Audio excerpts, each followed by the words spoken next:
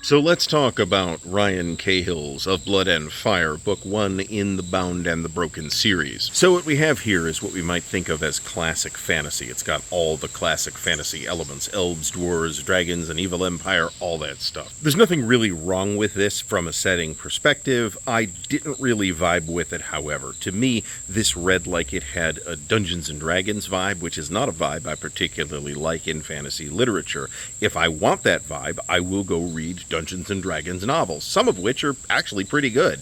Now, I see a lot of potential here, and in fact, the entire series is pretty ambitious.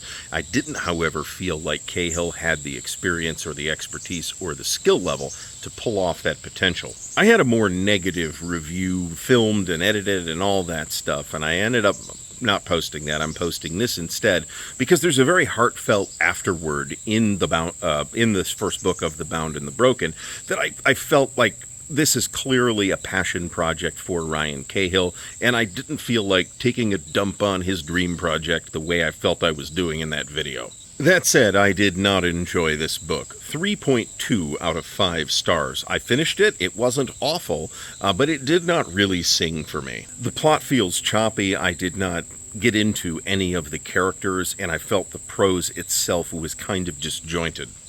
Now, a lot of people do like this series. It's pretty popular, so I'm not swearing that I'm not going to try and read further into the series, but I can tell you that I don't have any immediate plans to follow up with either Book 2 or any of the novellas that Cahill has also written. I'm actually a little bit tempted to compare Of Blood and Fire to R.F. Kuang's Babel, not because they resemble each other in any setting or plot type of way, but because in both cases we have this extremely ambitious story, and in both cases I didn't feel like the author had the writing skill to quite pull it off. But I also felt that the novelty of the ideas that Kuang was working with warranted a higher rating than I'm giving The Bound and the Broken so far. When I say that this thing has potential, what I mean is I think the setting actually holds together reasonably well in a classic fantasy sort of way. And furthermore, I think that if you read like a plot point summary of this book, as it actually appears in some of the later volumes in the series, I think you're going to find that there's probably nothing really off about this plot at all. It's completely fine.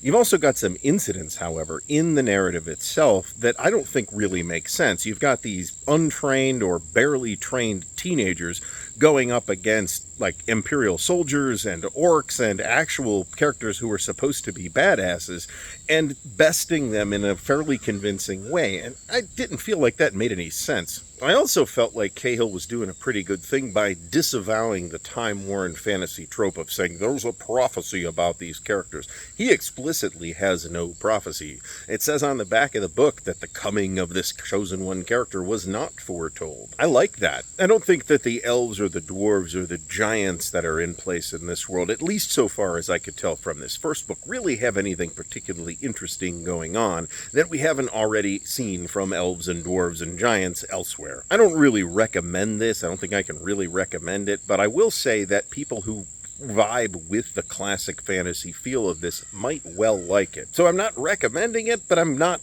recommending it either. The book is okay. I will admit to considerable curiosity to check out the later books to see how Cahill is maturing as an author.